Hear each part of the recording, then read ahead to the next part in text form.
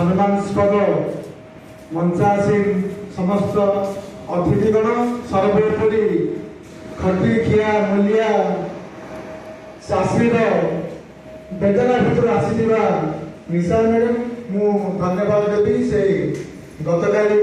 आज संकल्पस्थ राज्य समावेश को से उद्घाटन करते राज्य नेतृत्व को मु प्रणाम जनाऊँ। वर्तमान मो सम्मुखें बसी समस्त राज्यर कोण अनुकूल आसीथिबा आजाद हिंद बाहिनी सदस्यगण और ऑल इंडिया फॉरवर्ड ब्लॉक समस्त जिला नेतृवर्ग सर्वोपरि बाटलीर साधारण मनीष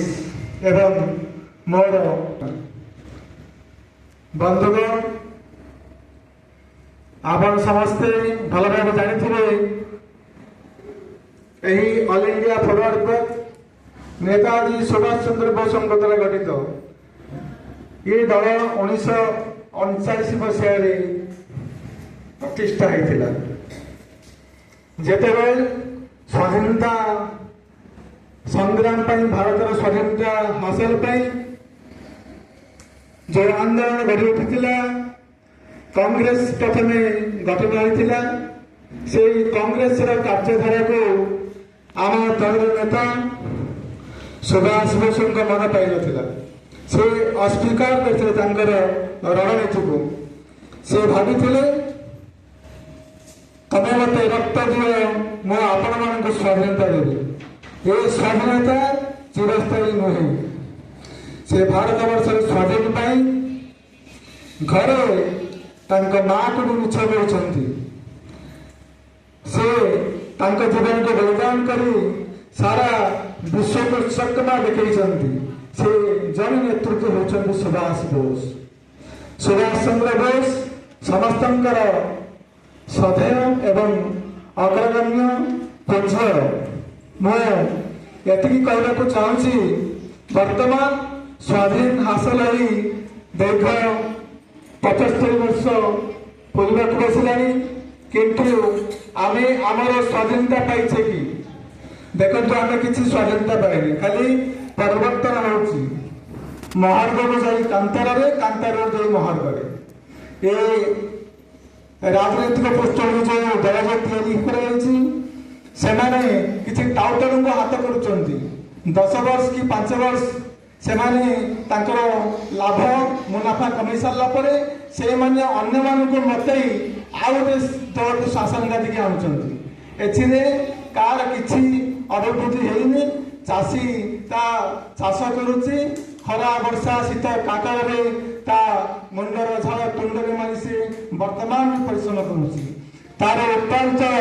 श्रमर मूल्य को साग माछ दर बिक्री होती देखु आपण मैंने साग बिटा 5 टंका हेले बजार बिक्री होती 15 टंका किए मुनाफा पाइला श्रमिक ना टाउटर व्यवसायी ना टाउटर जो वर्तमान अच्छा राजनीतिक नेतृत्व दल एणु ये व्यवस्था को बचाने आम समस्ते एकत्रित हो सुभाष बोस आदर्श को आम ओडिशा सर्वोपरि भारत वर्ष में आम कोड़े अनुकोड़े पहुंचाई पड़ो मन रखा पड़े आम समस्ते गोटे गोटे सुभाष बोस आम देहरे अदम्य साहस अदम्य बल रही आम मानिबा नहीं जे गोटे कथा गोटे कहते आमर राज्य संपादक महोदय सॉरी राज्य सभापति पूर्णचंद्र पाढ़ी महोदय वर्तमान व्यवस्था होती दांड को जी आसबू कि अमुक जगह अमुक हो प्रथम प्रश्न कौन मिल ये व्यवस्था जो स्वाधीनता भारत स्वाधीनता है व्यवस्थार कंड मंत्र ये राजनीतिक दल नेतृत्व मान सब कान कौन ना कौन हो कौन देले आसबू ये व्यवस्था परिवर्तन हेब केमती जदि आम सामान्य अर्थ किंबा मदरे बसीभूत आम जदि आमर मानविकता को जब हरईदे ए व्यवस्था परिवर्तन हेबनी आहरी केते वर्ष लगे किंतु सुभाष बोस मतवाद वर्तमान भी रही से अनुरोध करुच्ची आपण मैंने आम देखो बहुत जन अच्छा पूर्णचंद्र पाढ़ी सार को पचारूली 2014 ମସିହା 2011 ମସିହା ପରେ ଓଡ଼ିଶାରେ ଅଲ୍ ଇଣ୍ଡିଆ ଫରୱାର୍ଡ ବ୍ଲକ ସ୍ଥାନ ହୋଇଯାଇଥିଲା। ମାନ୍ୟବର ବରେଣ୍ୟ ଜ୍ୟୋତିରଞ୍ଜନ ମହାପାତ୍ର ଆସିଲା ପରେ ଓଡ଼ିଶାରେ ଏହି ଫରୱାର୍ଡ ବ୍ଲକ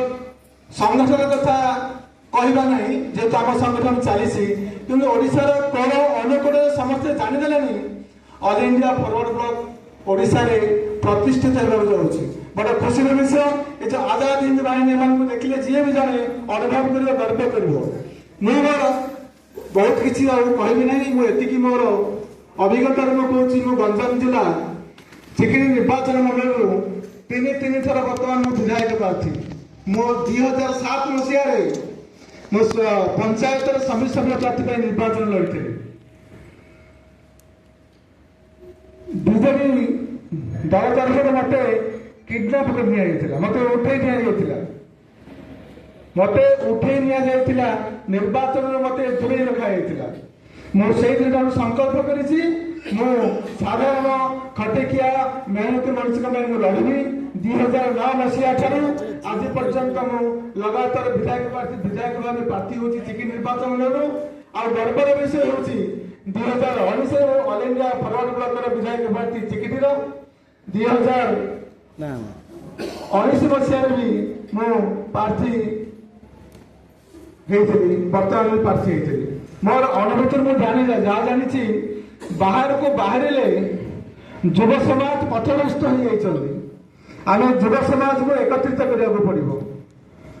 କିଛି ସମ୍ଭବ ନାହିଁ।